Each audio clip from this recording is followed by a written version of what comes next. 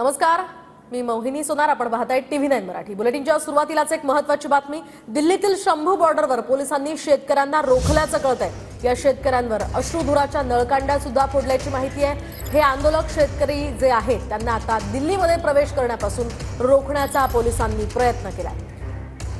तर आपल्या विविध मागण्यांसाठी खरं तर हे शेतकरी काही दिवसांपासून दिल्लीकडे कूच करतायत. आता त्यांना या ठिकाणी रोखण्याचा प्रयत्न करण्यात आलेला आहे. दिल्लीतील शंभू बॉर्डरवर पोलिसांनी त्यांना रोखलेलं.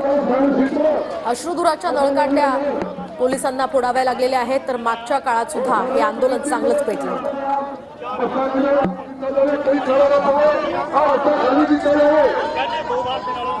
अधिकची माहिती जाणून घेऊयात आमचे प्रतिनिधी संदीप राजगुरुकर यांच्याकडून. संदीप, काय सांगाल? मागच्या वेळेसारखंच यावेळी सुद्धा शेतकऱ्यांना रोखण्याचा प्रयत्न होतोय. मागच्या वेळी हे आंदोलन भडकलं होतं आणि आता पुन्हा एकदा या ठिकाणी शेतकऱ्यांना रोखल्याची माहिती आहे.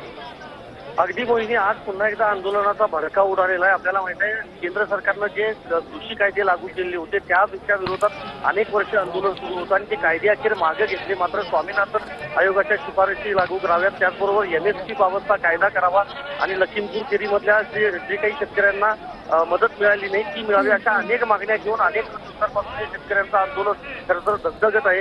आणि आता आपण ही दृश्य पाहतो, ही शंभू बॉर्डरवरचे आहेत. पंजाब आणि हरियाणामधले शेतकरी जे आहेत किंवा शेतकरी संघटनांचे जे नेते आहेत ते दिल्लीमध्ये येण्यासाठी आग्रही आहेत आणि सगळ्या सीमा खरं तर पूर्णपणे सील करण्यात आल्या. मात्र आज शंभू बॉर्डरवर ज्यावेळा हे शेतकरी पोहोचले, त्यांनी दिल्लीमध्ये प्रवेश करण्याचा प्रयत्न केला, त्यावेळा त्यांच्यावर लाठीमार देखील केलाय काही प्रमाणामध्ये पोलिसांनी. त्याचबरोबर अश्रुधुराच्या नळकांड्या देखील फोडण्यात आलेल्या आहेत, ज्यामध्ये काही शेतकरी जखमी देखील झाले आहेत. त्यांना अँब्युलन्समधून सध्या प्राथमिक उपचारासाठी जवळच्या रुग्णालयामध्ये दाखल करण्यात आलेला आहे. पोलीस वारंवार स्पीकरवरून सूचना देत आहेत की रस्त्यावर तुम्ही येऊ नका किंवा दिल्लीमध्ये तुम्ही प्रवेश करू शकत नाही. मात्र अजूनही जो शंभू बॉर्डरवरचा जो हायवे आहे तो पूर्णपणे बंद ठेवण्यात आलेला आहे आणि स्ट्रेचरवरून आपण पाहतोय अनेक शेतकऱ्यांना जे जखमी झाले आहेत त्यांना सध्या उपचारासाठी नेलं जात आहे. त्यामुळे एक मोठा गोंधळ किंवा एक गंभीर परिस्थिती आपण म्हणू शकतो ती सध्या शंभू बॉर्डरवर निर्माण झालेली आहे.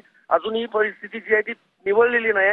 शेतकरी दिल्लीमध्ये येण्यावर ठाम आहेत, कारण सध्या संसदेचं हिवाळी अधिवेशन सुरू आहे आणि एकीकडे केंद्र सरकारनं ज्या मागण्या आहेत त्या अद्यापही मान्य केलेल्या नाहीत, तर त्याच्या विरोधात शेतकऱ्यांचं हे आंदोलन पुन्हा एकदा पेटलेलं आहे उत्तर भारतामध्ये असं म्हणता येईल. मोहिनी, सगळं अपडेट तुमच्याकडून वेळोवेळी जाणून घेत राहणार आहोत. तुर्तास धन्यवाद दिलेल्या माहितीसाठी. आपण पाहतोय शेतकऱ्यांवर आता अश्रुधुराच्या नळकांड्या फोडल्या जात आहेत.